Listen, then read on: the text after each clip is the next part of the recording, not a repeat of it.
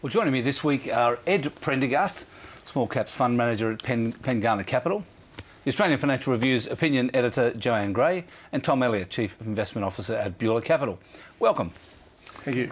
Now, it is interesting, you know, US debt is about the same as Europe's as a percentage of GDP, yet the US, according to John Rice, is out of the woods, and Europe is slipping back into recession. So clearly there is resilience in the US, isn't there?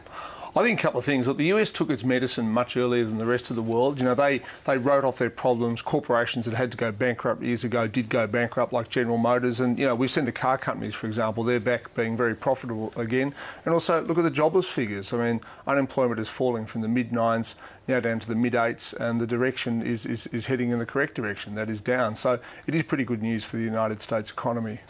And that lower US dollar has had a real impact on exports for the US. So you're even seeing a revival of manufacturing in the US Which now. seems to have a long way to go. I mean, it does feel like, you know, it's going to go for a while. I suppose the question is, you know, at what point does the debt once again begin to bite them?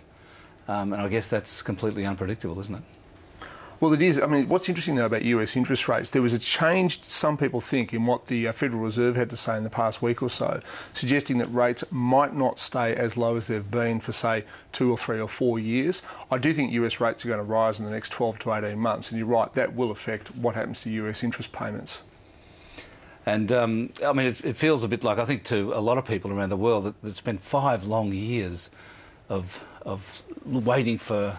You know, waiting for recovery. Here's how The Economist saw the sudden appearance of economic optimism this week. At last, after 5 years, has the treasure been found?